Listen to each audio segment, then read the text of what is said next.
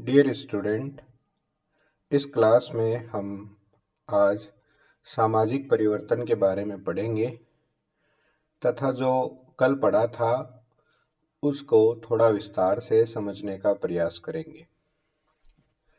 देखिए, सामाजिक परिवर्तन में हमने कल देखा कि सामाजिक परिवर्तन लाने में या सांस्कृतिक परिवर्तन लाने में एक महत्वपूर्ण कारक होता है नवीनीकरण। जब संस्कृति में नवाचार आए, नए-नए प्रयोग, नए-नए खोजें आए और उन्हें समूह द्वारा बड़े पैमाने पर अपनाया जाने लगे, तो ये नवीनीकरण कहलाता है। हम इसे देखते ही हैं, जैसे हमारे रोज के उपकरण जिन्हें हम रोज के जीवन में काम में लेते हैं, वो बड़ी तेजी से बदलते चले जाते हैं। हमारे कपड़े, हमारी भाषा और हमारे रीति रिवाजों में भी तेजी से परिवर्तन आना जारी रहता है। इसके बाद हमने कल सांस्कृतिक विचरण को थोड़ा सा देखा था। सांस्कृतिक विचरण का मतलब है कि जैसे आप एक क्षेत्र में रहते हैं और उस क्षेत्र में एक निश्चित प्रकार की संस्कृति का चलन है।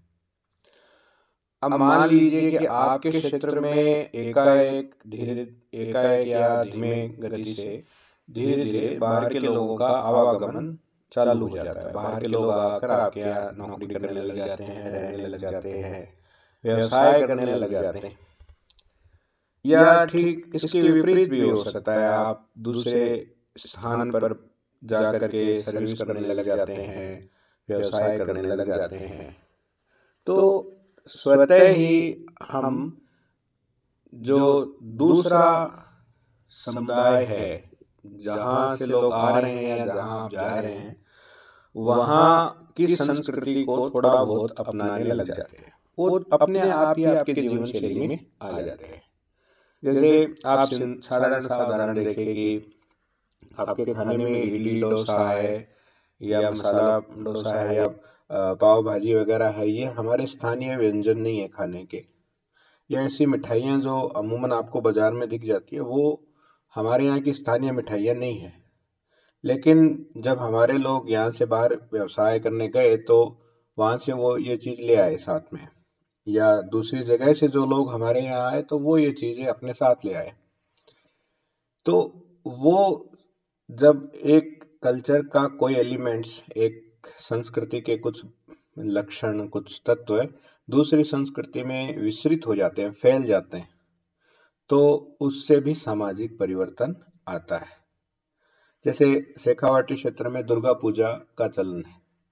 अब दुर्गा पूजा शेखावाटी क्षेत्र का कोई परंपरागत त्योहार नहीं होता, लेकिन चूंकि यहाँ बड़ी संख्या में प्रवासी कलकत्ता गए थे, कलकत्ता में बंगाल गए थे, तो वहाँ दुर्गा पूजा काफी प्रचलन में है, तो वहाँ से वो ये रिवाज ले आए, ये नए वर्क प्रोसीजर्स ले आए, नए तौर तरीके ले आए और धीरे धीरे वो हमारे यहाँ भी पार्ट ऑफ कल्चर हो गई। तो इस तरीके से भी सांस्कृतिक विचरण होता है। इसके साथ एक शब्द और काम में लिया जाता है, सांस्कृतिक विलंबन या व्यवधान या कल्चरल लेक। इसमें कई बार प्रश्न पूछा जाता है। तो इसमें होता क्या है कि हमारी जो संस्कृति है, ये दो भागों में बांटकर समझाई जाती है। एक तो भौतिक संस्कृति और एक अभौतिक संस्कृति। भौतिक संस्कृति का मतलब वो सब चीजें जो मनुष्य ने बनाई है और जो प्रकृति का हिस्सा नहीं है, man made parts of the environment, जो है, जो मनुष्य का द्वारा निर्मित पर्यावरण का भाग है, वो आपकी भौतिक संस्कृति में आएगा। तो जैसे आपके आसपास की तमाम वे वस्तुएं जो आपने बनाई है, आपने मतलब मनुष्य ने बनाई है, किसी न किसी आदमी ने बनाई है, ये सब भौतिक संस्कृति के उदाहरण है। अभौतिक संस्कृति में आपके विचार, विश्वास, रीति रिवाज, है ना, भाषा, है ना, लोकगीत, ये सब आ जाते हैं, जिनका कोई भौतिक अस्तित्व नहीं होता, जो अभौतिक रूप से होते हैं लेकिन होते हैं। अब क्या होता है कि जो भौतिक संस्कृति है, मतलब आप देखिए, आपके मोबाइल्स, हर साल नए तरह के मोबाइल्स आ जाते हैं, हर साल नए तरह के टेलीविजन आ जाते हैं, नए कंप्यूटर्स आ जाते हैं, नई गाड़ियां आ जाती हैं। तो जो भौतिक उपकरण है वो बड़ी तेजी से बदलते हैं और उन्हें जल्दी स्वीकार भी कर लिया जाता है कि ठीक है साहब, नया है और ज़्यादा अच्छा है तो उसे बड़ी आसानी से आप इस्तेमाल कर लेते हैं। लेकिन आप उतनी तेजी से अपने रीति रिवाज, विचार, विश्वास आदि नहीं बदल पाते। आपके विवाह के तौर तरीके अभी भी लगभग वही है जो पिछले 2500-3000 साल से चल रहे हैं, है ना। आपकी भाषा में बहुत धीमे परिवर्तन आता है, आपके सोचने के तरीके में भी बहुत धीमे धीमे परिवर्तन आता है। तो जो भौतिक संस्कृति है वो तेजी से बदलती है और अभौतिक संस्कृति धीमे धीमे बदलती है।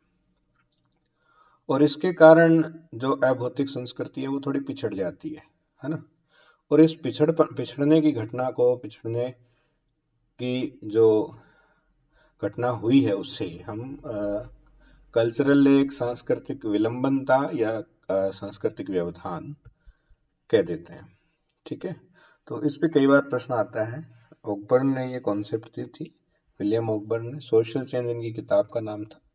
तो ये थोड़ा सा आप देख लीजिएगा। आज के लेक्चर में इतना ही, शेष कल।